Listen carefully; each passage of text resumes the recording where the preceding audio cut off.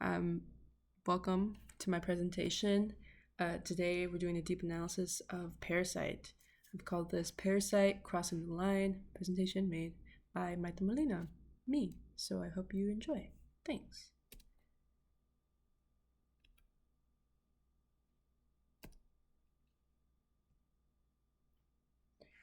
Alright, a long line. So Parasite 2019 is a South Korean dark comedy thriller film about a poor family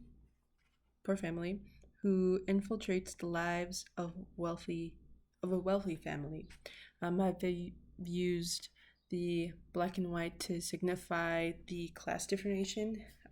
It's also based off the original movie poster that they use with like the white and black lines over their eyes. So I thought that I would give it an homage to that.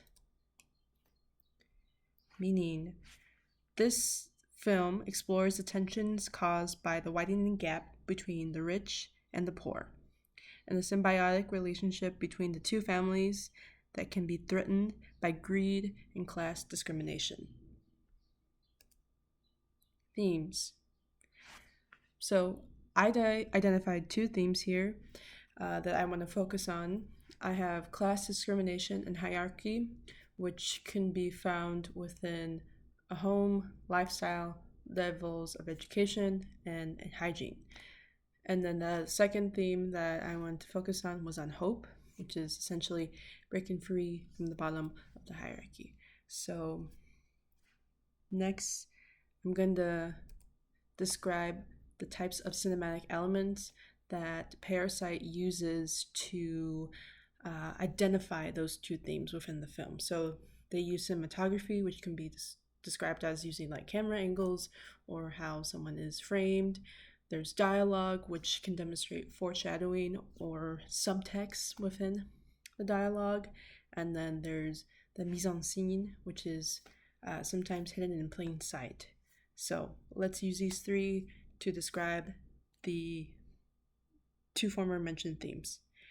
So the first one we're going to talk about is cinematography. So when we talk about a film, especially when characters are talking, we're looking for structure and consistency. And the 180-degree rule is a cinematography technique that helps maintain that. It states that the camera should remain on one side of the imaginary line. So you can see here in the middle, the green, that's what we're looking for. And so if we look on the left, this is Jessica discussing with Yonko about her song Da Song. Normally, it should be set up with cameras 2 and 3, as you can see here. However, director Bong Joon-ho purposely breaks that rule in this scene on the left, as I said. This is the first encounter that we have between the two women. And here, director Bong Joon-ho establishes the class hierarchy between the two by using cameras 2 and 4, which distinguishes their class differentiation, i.e. the rich versus the poor. If you look over on the right side of the screen, director Bong now correctly follows the 180 rule. So this means that Jessica and Yonko have the same relationship with each other. In other words, Jessica has flawlessly crossed the line and has the chance to climb the ladder. Cinematography Part 2. So another cinematography technique director Bong uses is a medium long shot. It falls between a long and a close-up shot. This is more informative than emotional. So at the top left, as you can see here, Kiwoo's hand is waving his phone around the house trying to get a Wi-Fi connection. Note that he's nearly reaching the ceiling of the apartment. And then on the bottom right, so after the Kim family's true identity is revealed, Moon Kwang threatens to send a video to Yonko about this information. So Ki-taek asks Ki-jung if the Wi-Fi even reaches all the way down to the basement, and she confirms that it does. So class hierarchy is seen within these two shots because the Kims have to go to the highest spot and the semi-basement apartment to get Wi-Fi, whereas the Park residents the Wi-Fi easily works even at the lowest elevation. All right, we're moving on to dialogue. This is dialogue part 1. So when it comes to dialogue, it's all about foreshadowing or adding a subtext to it. So director Bong demonstrates this in the "No plan is the best plan" scene. This is where Kiwoo asks his dad, okay, so what's the next move? And Ki-taek replies that no plan. He reasons that if you make a plan, life never works out that way. This is foreshadowing at something. But at what? We don't know at the moment. So if we skip to the epilogue, this is Kiwoo imagining his plan to get his father, or writing a letter to his father, his plan to get his father out of the bunker. However, if we take the advice that Kiwoo says in the no plan scene, then we know that we both know that Kiwoo's plan won't come true, won't come to fruition. It'll just stay in the same spot. Dialogue part 2. All right, so class discrimination can be found, as I said, in the home, lifestyle, levels of education, but in Parasite, it's found in the form of hygiene. So after a failed camping trip, the Park family returns home, and while lying on the sofa, Mr. Park sniffs the air. Yonko's confused by this behavior and asks him to elaborate. Mr. Park continues to say, it's as if someone boiled a rag. He goes on to say that Mr. Kim has been respectful to not cross the line, however, the smell crosses the line. And I'm fascinated by the fact that director Bong even went as far as distinguishing smell as class discrimination. And it's not something that we can sense through the screen, as we can only see and hear. So we can only imagine what he says by using like the descriptive word that Mr. Park said. However, distinguishing scent through dialogue, we can, again, only imagine what they can smell like. All right, moving on to mise en scène, part 1. I'm sure that this frame is familiar to some. If not, I'll give you some context. This is the day after the failed camping trip, so it was canceled because it was raining. But right now Yunko's on the phone, yapping about how last night rain was a blessing for the plants in the sky, therefore no pollution, the sky's so blue. And it's not shown in this frame, but there's another frame where she's like holding her nose, given like the information that Mr. Park said the night before.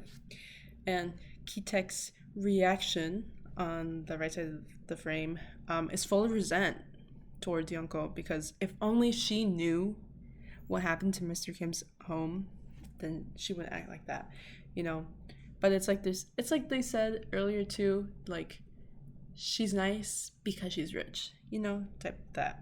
So this frame demonstrates how the upper class can be ignorant towards the lower class, and whether directly or indirectly sometimes.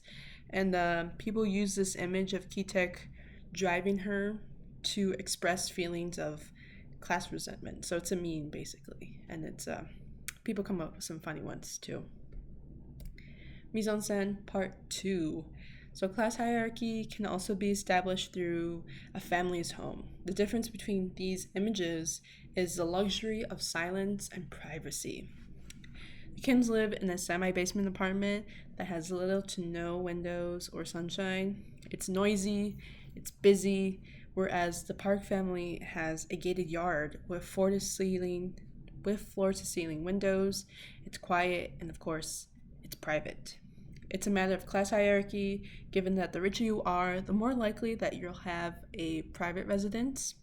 I'd also like to add that Kiwoo lies, you see, on the edge of the shadow, which can perhaps foreshadow the end of their ruse, That's like to come.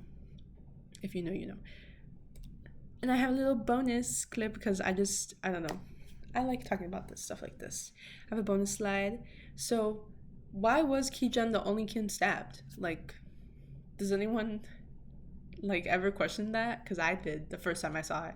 And then after researching for this class, I remember how I said that in like in the cinematography part one, how Kijun flawlessly crossed the line. Well, out of the Kim family, Kijun has higher chances to move up the hierarchy because even Kiwoo commented she looked like she belonged in the house when they were like, you know, uh, this is our house scene type one. She even used like leader dominating tactics um, with her first encounter with Yonko, like by using formal and informal speech. I can't really differentiate in Korean, but I know that they have formal and informal speech. So by that, Yonko is trying to impress her too, and even Kijun uses like sentences such as "before I take on." Dasong. So she's kind of changing it and flipping the script, making her the dominant one.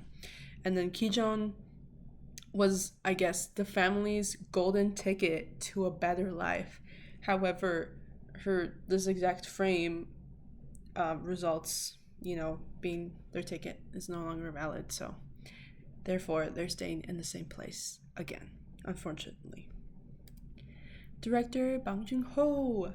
So he's not a stranger to critiquing class. In fact, his movies consistently portray a lower class character. It can be found in every film in his filmography. In Parasite, it's easy to be nice if you're rich. If you're poor, it's a dog eat dog world. So you have to, and in this film particularly, you have to do a lot of digging to get what he's trying to say to you, and once you do, it just makes the experience after just like 10 times more rewarding because you get what he's saying on the third, fourth, fifth watch. So that's how great he is. The reception. So during the 2019-2020 award season, Parasite broke many records, including become the first non-English language film to win Best Picture at the Oscars. I remember watching that on my TV before school, and I felt so happy for them. And I didn't even see the film, but I just like felt so happy for them because they deserved it. It was also the first South Korean film to win the Palme d'Or. It's the first South Korean film to receive any Academy Award nomination, and only one of 3 films overall to win both the Palme d'Or and the Academy Award for Best Picture. And that's the first in time in 60 years. So honestly, props to them, more power to them. It's also the first non-English language film to win a SAG Award for the Outstanding Performance by Cast in the Motion Picture, Golden Globe for the Best Foreign Language Film, and BAFTA Award for the Best Film Not in the English Language. So many awards, guys. They deserve it, honestly. So critically acclaimed, instant classic. And then I want to end with my works cited here with Parasite, and I also want to end it with this quote director Bong said when he won Best Picture, or was it Best Picture? I think I want to say, I forget, Best Director. I'm not sure. Okay, but this is a quote he said at the Academy Awards. He says, "Once you overcome the 1-inch tall barrier of subtitles, you will be introduced to so many more amazing films." And honestly, he's not wrong, because this class taught me, introduced me to many more films, and more films than I want to watch. So thank you for watching. Bye-bye.